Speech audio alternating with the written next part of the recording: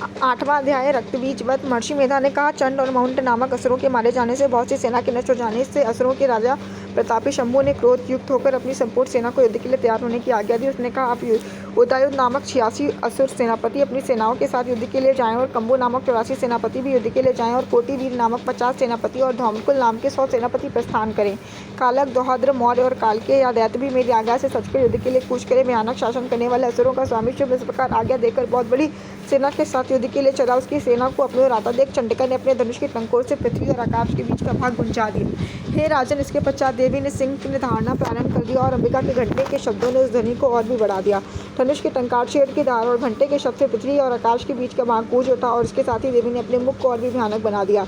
ऐसे भयंकर शब्द को सुनकर राक्षसी सेना ने देवी तथा सिंह को चारों ओर से घेर लिया। हे रत्न, उस समय दैत्यों के नाश के लिए और देवताओं के हित के लिए ब्रह्मा, शिव, कार्तिकेय, विष्णु तथा इंद्र आदि देवों की शक्तियां जो अत्यंत पराक्रम और बल से संपन्न थी, उनके शरीर से निकलकर उसी रूप में चंडिका देवी के पास गईं। जिस देवता का रूप था, जैसे आभूषण थे और जैसा वाहन था, वैसा ही रूप, आभूषण और वाहन लेकर उन देवताओं की शक्तियां दैत्यों से युद्ध करने के लिए आईं। हंसयुक्त विमान में बैठकर और रुद्राक्ष माला तथा कमंडलू धारण करके ब्रह्मा जी की शक्ति आई। वृषभ पर सवार होकर, हाथ में त्रिशूल लेकर, महानाग का कंकड़ पहनकर और चंद्ररेखा से भूषित होकर भगवान शंकर की शक्ति माहेश्वरी आई। और मोर पर आरूढ़ होकर हाथ की शक्ति लिए दैत्यों से युद्ध करने के लिए कार्तिकेय जी की शक्ति उन्हीं का रूप धारण करके आई। भगवान विष्णु की शक्ति गरुड़ पर सवार होकर शंख, चक्र, शांग, गदा, धनुष तथा खड़ग हाथ में लिए हुए आई।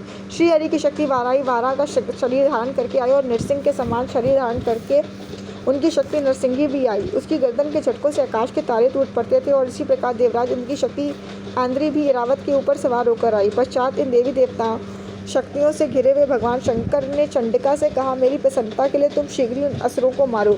इसके पश्चात देवी के शरीर में से अत्यंत उग्र रूप वाली और सैकड़ों गीदड़ियों के समान आवाज करने वाली चंडिका शक्ति प्रकट हुई। उस अपराजिता देवी ने धूम्र जटा वाले भगवान श्री शंकर जी से कहा, हे प्रभु, आप मेरी ओर से दूत बनकर शुंभ और निशुंभ के पास जाएं और अत्यंत गर्वीले दैत्यों से कहिए तथा उनके अतिरिक्त और भी जो दैत्य महायुद्ध के लिए उपस्थित हो उनसे भी कहिए, जो तुम्हें अपने जीवित रहने की इच्छा हो तो त्रिलोकी का राज्य इंद्र को दे दो। देवताओं को उनका यज्ञ भाग मिलना आरंभ हो जाए और तुम पाताल को लौट जाओ। किंतु यदि बल के गर्भ से तुम लड़ने की इच्छा हो तो फिर आ जाओ, तुम्हारे मास से मेरी योगिनियां तृप्त होंगी। चूंकि उस देवी ने भगवान शंकर को दूत के कार्य में नियुक्त किया था, इसलिए वह संसार में शिवदूती के नाम से विख्यात हुई।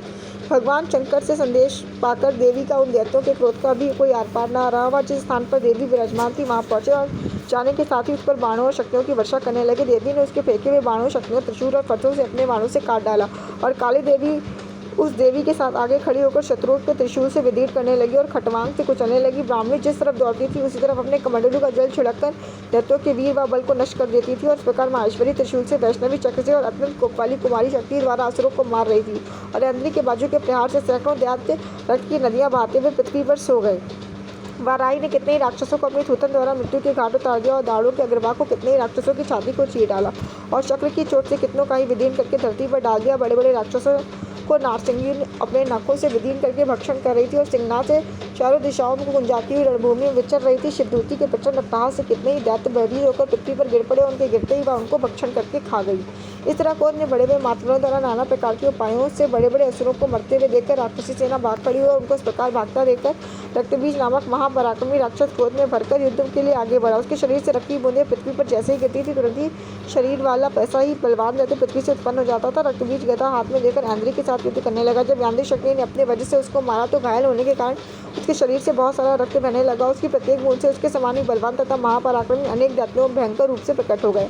वह सबके सब दैत्य बीच के समान ही बलवान तेज वाले थे। वह भी भयंकर अस्त्र शस्त्र लेकर देवियों के साथ लड़ने लगा। जब इंद्री के वज्र के प्रहार से उसके मस्तक पर चोट लगी और रक्त बहने लगा तो उसमें से 1000 ही पुरुष उत्पन्न हो गए। वैष्णवी ने चक्र से एक और इंद्री ने गदा से रक्तबीज को चोट पहुंचाई और वैष्णवी के चक्र से घायल होने पर उसके शरीर से जो रक्त बहा उससे 1000 महासुर उत्पन्न हुए, जिसके द्वारा यह जगत प्राप्त हो गया। कौमारी ने शक्ति से, वाराही ने खड़ग से और मांसपेशी ने त्रिशूल से उसको घायल किया। इस प्रकार क्रोध में भरकर उस महादैत्य ने सब मात्र शक्तियों पर पृथक पृथक गदा से प्रहार किया और माताओं ने शक्ति तथा शूल इत्यादि से उसको बार बार घायल किया और उससे सैकड़ों महादैत्य उत्पन्न हुए। और इस प्रकार उस रक्तबीज के रुधिर से उत्पन्न हुए असुरों से संपूर्ण जगत व्याप्त हो गया, जिससे देवताओं को भय हुआ। और देवताओं को भयभीत देखकर चंडिका ने काली से कहा, हे चामुंडे, अपने मुख को बड़ा करो और मेरे शस्त्रघात से उत्पन्न हुए रक्तबिंदुओं तथा रक्तबिंदुओं से उत्पन्न हुए महासुरों को तुम अपने मुख से भक्षण करती जाओ। इस प्रकार रक्तबिंदुओं से उत्पन्न हुए महादैत्यों को भक्षण करती हुई तुम रणभूमि में विचरो।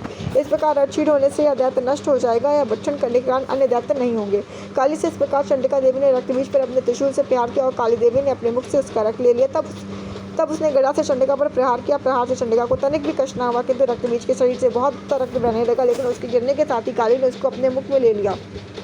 काली के मुख में उस रक्त से जो असुर उत्पन्न हुए उनको उसने भक्षण कर लिया और रक्त पीती हुई तदंतर रेवी ने रक्तबीज को, जिसका कि खून काली ने पिया था, चंडिका ने उस दैत्य को वज्र, बाण, खड़ग तथा ऋषि इत्यादि से मार डाला। हे राजन, अनेक प्रकार के शस्त्रों से मारा हुआ और खून से वंचित हुआ महादैत्य रक्तबीज पृथ्वी पर गिर पड़ा। हे राजन, उसके गिरने से देवता अत्यंत प्रसन्न हुए और माताएं उन असुरों का रक्त पीने के पश्चात उद्यत होकर नृत्य करने लगीं।